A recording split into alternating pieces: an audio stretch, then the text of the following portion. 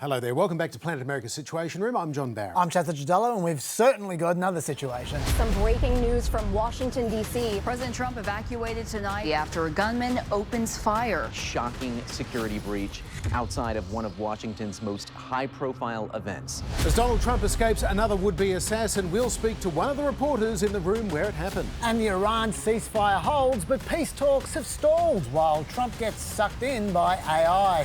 But first, minutes before a gunman stormed a security checkpoint outside the annual White House Correspondents Association dinner at the Washington Hilton Hotel, President Trump's press secretary Caroline Leavitt told Fox News, "He is ready to rumble. I will tell you, this speech tonight will be classic Donald J. Trump. It'll be funny, it'll be entertaining. There will be some shots fired tonight in the room." She didn't mean that literally, of course, but it was clear that Trump was getting ready to let the press corps have it with both barrels. Again, metaphorically speaking. But then, as we now know, a man armed with a firearm opened fire, sparking panic and confusion in the packed, noisy ballroom, and the President and First Lady and other VIPs were quickly whisked away. Until this weekend, Donald Trump had been the only sitting president not to attend a Correspondents Association dinner since it was founded more than a century ago.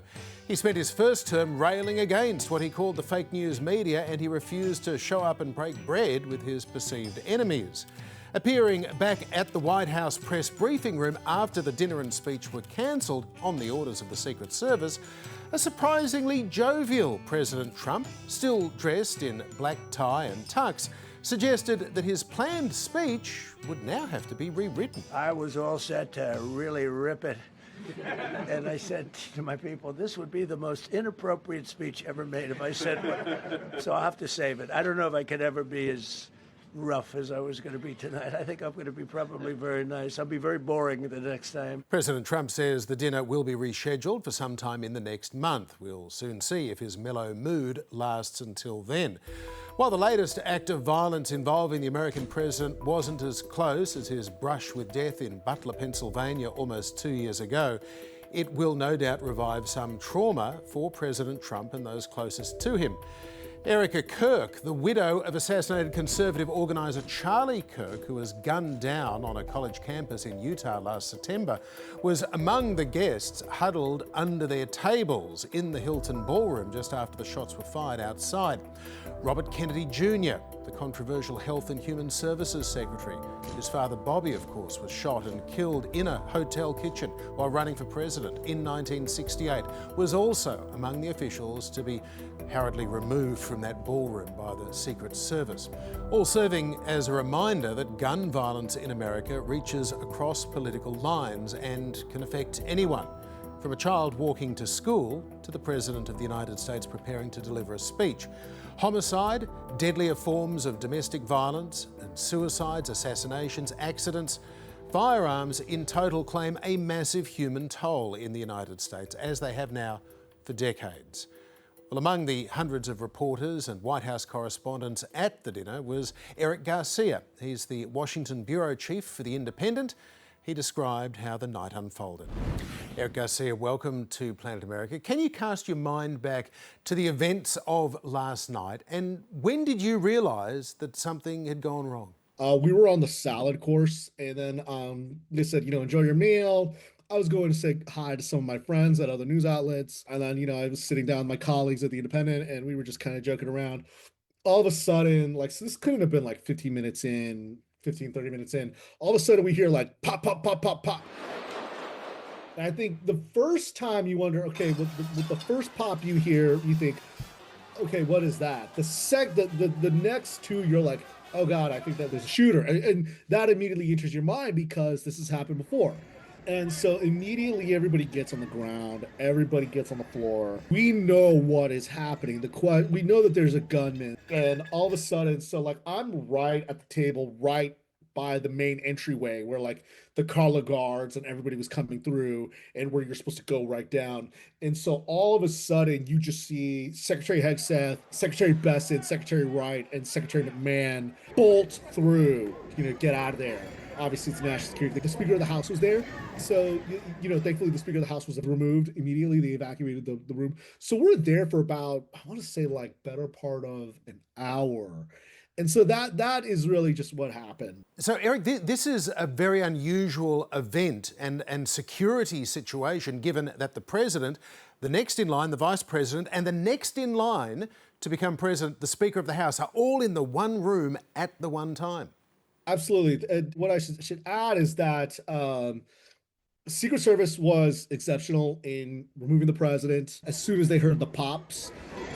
Clearly, they had learned from the last time when the president was shot in Butler, Pennsylvania. They immediately removed Secretary Kennedy. They removed all the major principals. There were so many ways this could have gone wrong. There were so many ways this could have gone terribly, because when we got into the main area, all we had to do was flash a ticket, no photo ID. And then, there's the red carpet area. There were already some protesters at the red carpet area before the president arrived who got in. And I remember thinking to myself, how did they get in?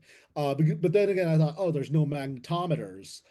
And keep in mind, this is an active functioning hotel because the Washington Hilton is huge. So really, like, what you realize is that there were so many other ways that this could have gone wrong, that this could have gone awry. Secret Service handled it probably as best as they could.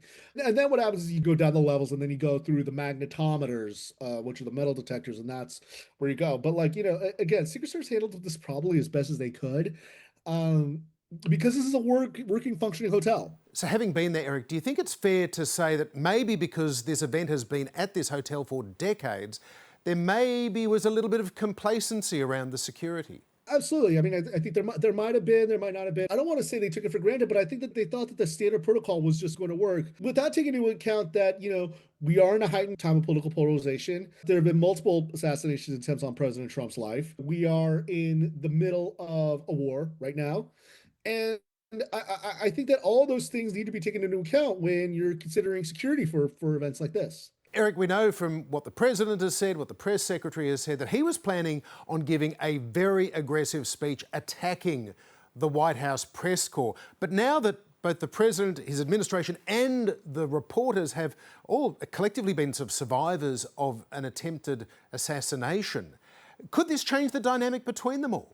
It might, but I wouldn't necessarily hold my breath. I think that there might be, maybe 1 or 2 days of cooling off. But immediately afterward, as you saw, the president began talking about his ballroom and said that this is the need. This emphasizes the need for his ballroom. I'm sure that within a few days, he's going to go back to calling us the enemy of the people, or insulting Caitlin Collins, or insulting some other people. Now, Eric, not to make unduly light of the situation, but watching intently the C-SPAN live feed from this event, I couldn't help but notice that some of your fellow reporters were taking the opportunity to take home open bottles of wine that had been on their tables when they were evacuated.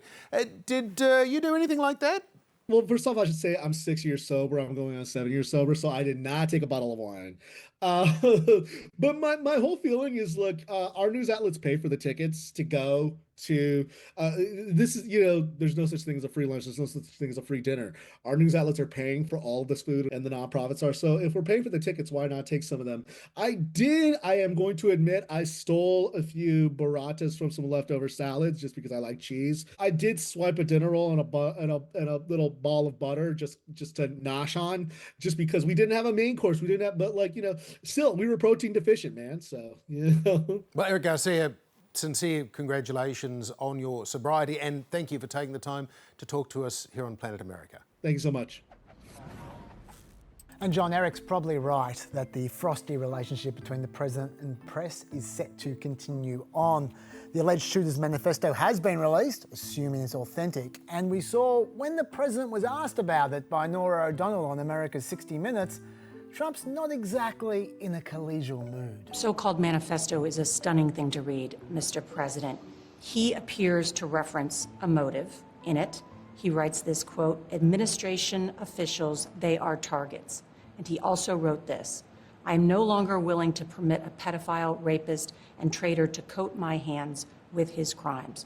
What's your reaction to that? Well, I was waiting for you to read that because I knew you would, because you're horrible people, horrible people. Yeah, he did write that. I'm not a rapist. I didn't rape anybody. Oh, I'm not a do you think he was pedophile. referring to you? Excuse me. I'm not a pedophile. You read that crap from some sick person. I got associated with all stuff that has nothing to do with me. I was totally exonerated. Your friends on the other side of the plate are the ones that were involved with, let's say, Epstein or other things. But I said to myself, you know, I'll do this interview and they'll probably, I read the manifesto, you know, he's a sick person, but you should be ashamed of yourself reading that, because I'm not any of those things. Mr. President, and I these was are never, the gunman's excuse me, words. excuse me. You shouldn't be reading that on 60 Minutes. You're a disgrace. But go ahead, let's finish the interview. The other thing that he wrote in You're the... disgraceful.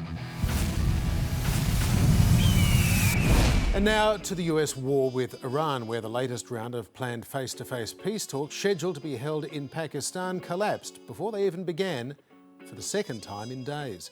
The week began with another ceasefire deadline looming, although nobody was really sure exactly when it was. There have been conflicting reports on when the ceasefire with Iran is supposed to end. As of last night, President Donald Trump says the ceasefire with Iran will end tomorrow evening. Either way, it wasn't looking good, particularly when the president gave this dire prediction. Well, I expect to be bombing because I think that's a better attitude to go in with, but we're ready to go. And as once again the clock ticked down to some time, all eyes were on President Trump's social media site. And that wasn't looking too good for the peaceniks either. I'm winning a war by a lot. Iran has violated the ceasefire numerous times.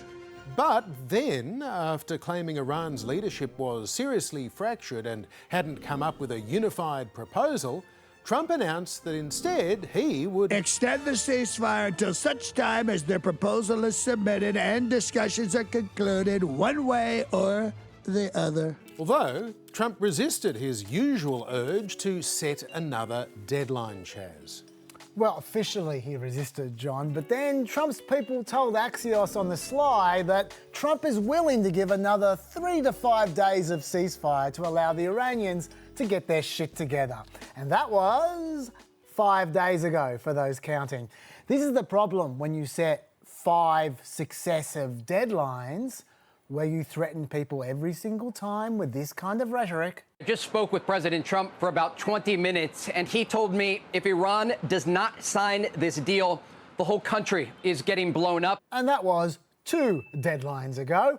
After a while, John, people stop taking you seriously and they don't even turn up to the talks. So it seems. Meanwhile, Iran wants everybody to know that it's going to continue to enforce its blockade on the Straits as long as the US continues to blockade Iran's ports. Tonight, the Iranian regime putting out video claiming to show its troops attacking and seizing commercial ships in the Strait of Hormuz. A potential act of war, although Trump kind of shrugged it off. Their military is totally defeated. They're outside of the little wise guy ships. I call them the wise guy ships. But those wise guy ships are still able to lay real sea mines. And according to the Washington Post, the Pentagon has already warned members of Congress that it could, quote, take 6 months to fully clear the Strait of Hormuz of mines deployed by the Iranian military, and that is just what has been put in so far. The Trump administration quickly dismissed what they called the Post's false claims, and the president followed that up with yet another threat. President Trump says he has ordered the U.S. military to shoot and kill any Iranian boats that deploy mines aiming to choke traffic through the Strait of Hormuz. So he wants to kill boats now. There was some more good news. Turns out that Trump wasn't really planning on nuking Iran that time that he warned that a whole civilization will die tonight. Why would I use a nuclear weapon when we've totally, in a very conventional way, decimated them without it? No, I wouldn't use it. A nuclear weapon should never be allowed to be used by anybody. Well, good to hear. Great news, John. But look, a couple of things. First, on that decimated Navy that Trump referred to before. According to CBS News, American officials told them 60% of the IRGC's Navy remains intact, and about 2/3 of their Air Force is apparently operational as well. You don't hear that very often, do you? Something off from Trump. But leaving aside any bluster from the White House, this blockade off does favour America a huge amount. Not only do oil exports provide the lion's share of Iran's income that they need to pay everyone, but also there is a ticking clock on not exporting oil. Iran produces about 1 million barrels of oil a day, and that oil either needs to be exported or stored somewhere. Analysts estimate that Iran had about 12 to 13 days worth of storage at the start of this blockade. So by around now, they should be reaching saturation point, and at that point, Iran needs to start shutting in wells, but these structures need to constantly operate or they become damaged and then produce significantly less oil in the long run. So that is a huge problem for Iran. And if Trump could just back off for a week or two and stop goading them on social media, maybe Iran would back down. That is, if he could do that.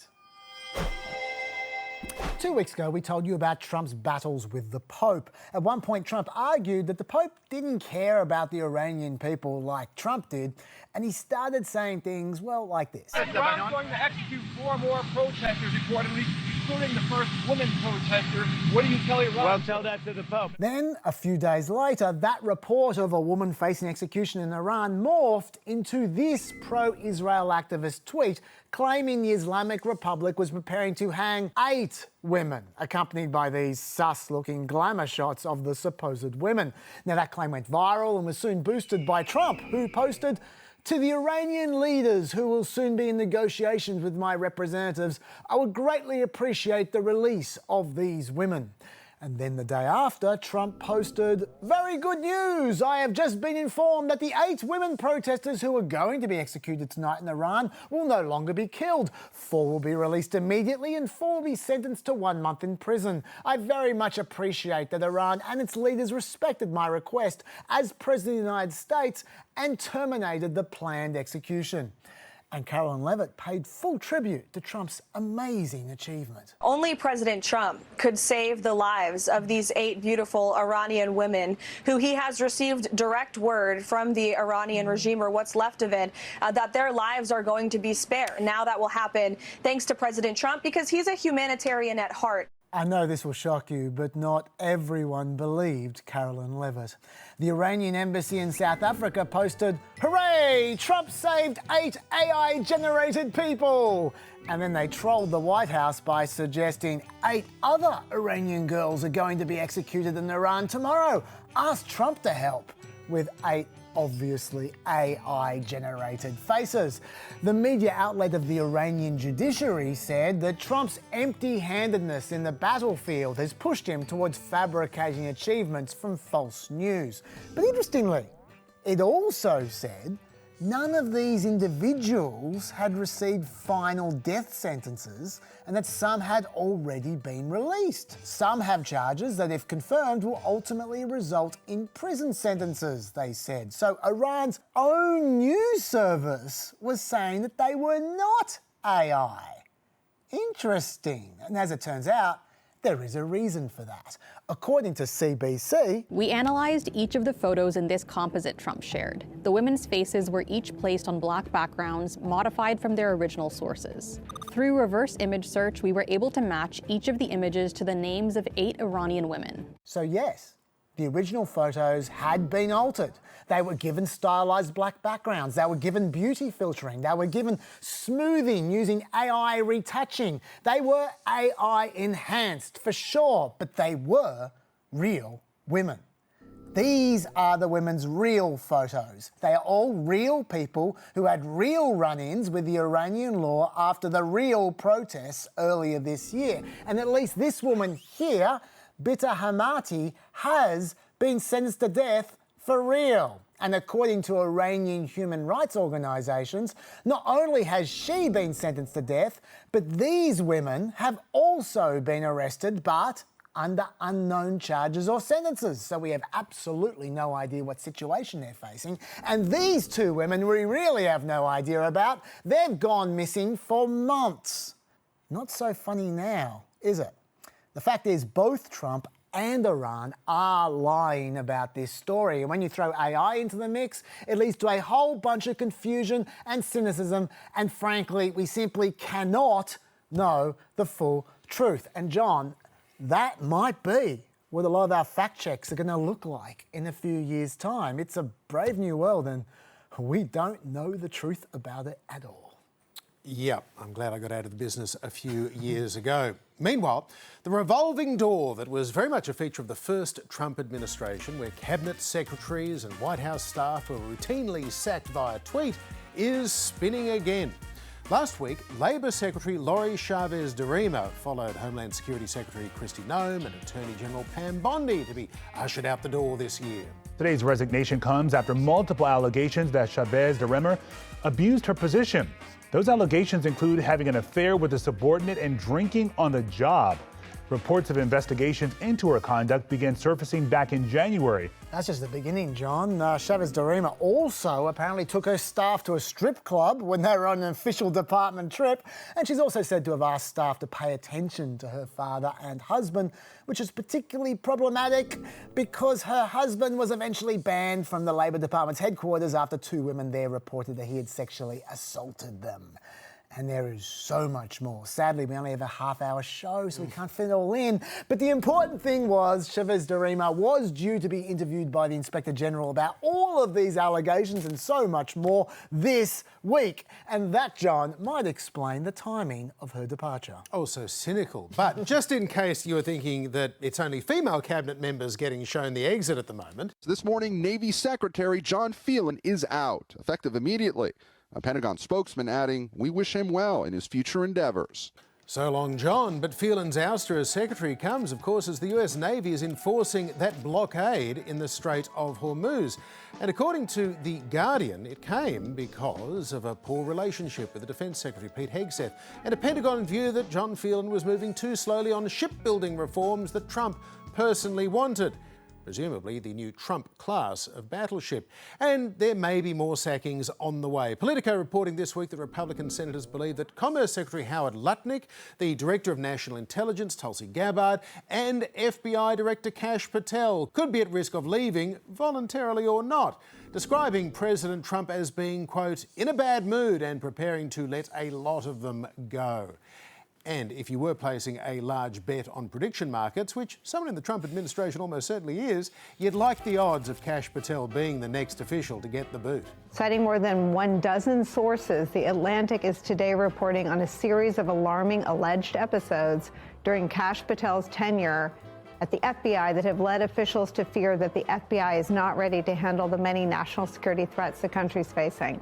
In The Atlantic's report, Patel is accused of both conspicuous inebriation and unexplained absences. Meetings and briefings had to be rescheduled for later in the day as a result of his alcohol-fueled nights and, most remarkably, that a request for breaching equipment, basically a battering ram normally used by SWAT or hostage rescue teams to quickly gain entry into a building, was made last year because Patel had been unreachable behind locked doors. That's not a good look for the FBI director to be partying in that way, especially when the United States is at war with a known state sponsor of terrorism. And as The Atlantic notes, the Department of Justice Ethics Handbook clearly states that an employee, including the FBI director, is prohibited from habitually using alcohol or other intoxicants to excess. Meanwhile, scenes like this are coming back to haunt Kash Patel as he celebrated with the US men's ice hockey team gold medalists with a brewski or two.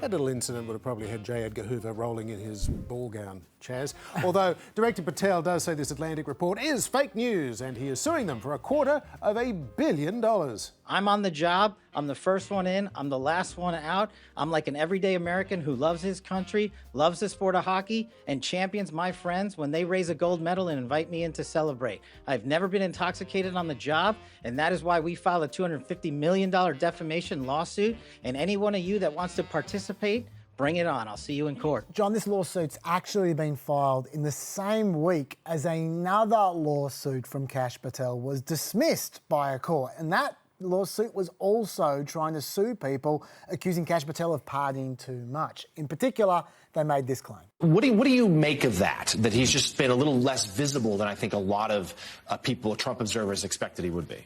Yeah, well, reportedly he's been visible at nightclubs far more than he has been on the 7th floor of the Hoover building. Okay, so why would this lawsuit now do any better than that last lawsuit did? Honestly, I'm not sure. To win a defamation lawsuit as a public figure in America, you need to do a lot. You need to be able to show that not only the story was false, but the publication showed actual malice when publishing that article, as in they knew the story was false, or they should have known it was false, but they couldn't have been bothered investigating properly. It's a hard thing to show, and it's especially hard to prove when the reporter, apparently in this case, interviewed more than 24 people to write her story, including current and former FBI officials, staff at law enforcement and intelligence agencies, hospitality industry workers, members of Congress, political operatives, lobbyists, and former advisors. But even more so, the main hook that drives this article is that 2 weeks ago, Kash Patel was struggling to log on to an internal FBI computer system, and he became convinced he'd been locked out. So he panicked, frantically calling aides and allies to tell them he'd been fired. That was according to 9 different people. Strangely though, there was only one easily verifiable fact in that story I just related to you, and that is the one fact that Kash Patel's lawsuit backs up. They said that Kash Patel had a routine technical problem logging into a government system which was quickly fixed. That's their lawsuit. They've confirmed the story is true. The rest of that story was mostly just opinions from 9 people about Patel's state of mind when he was locked out. Strangely, Kash Patel himself denies that he was locked out from the system despite his own lawsuit, so he's contradicting himself, what he's filed in court. Just explain the computer login issue. You were not able to log into your lawsuit contends that you were not able to log into the system. What did you think after you were unable to log into the system? Let's have a survey.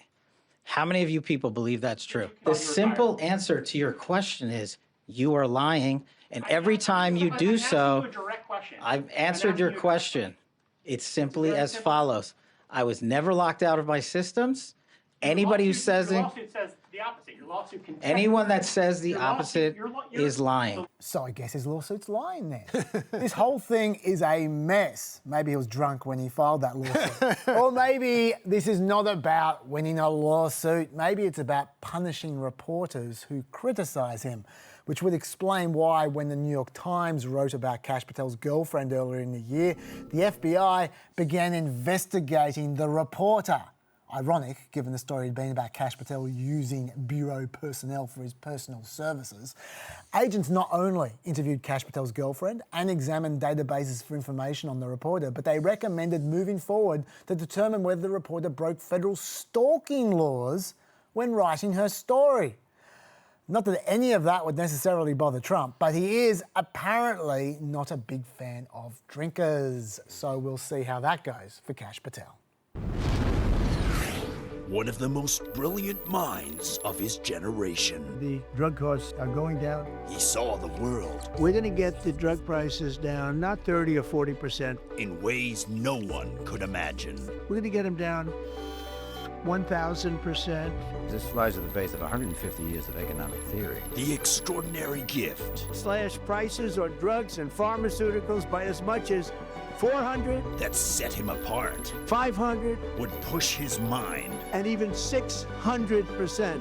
beyond its limits. He deals with conspiracies. Yes, I know. President Trump has a different way of calculating percentage. She was ridiculing President Trump for his math, and she was saying it's mathematically impossible to have a drug drop by 600%. I said, how can that be possible? How can it be possible? And I said, well, if the drug was $100 and it raised the price to $600, that would be a 600% rise. Well, if it drops from 600 to 100, that's a 600% savings. That's right. He has lost his grip on reality. FIFA Peace Prize winner Donald Trump and raccoon penis remover Robert F. Kennedy Jr. Wow, what a view. I'm speaking with myself because I have a very good brain. A great, big, beautiful mind. And that is all for another trip to Planet America. We'll be back on ABC TV at the same time next week and anytime you like on ABC iView, YouTube and Facebook. And there's another Planet Extra PEP podcast coming out tomorrow where we discuss prediction markets, the Virginia redistricting, and we use our extra time to tell you more Chavez-Dorima stories. See you there. Bye.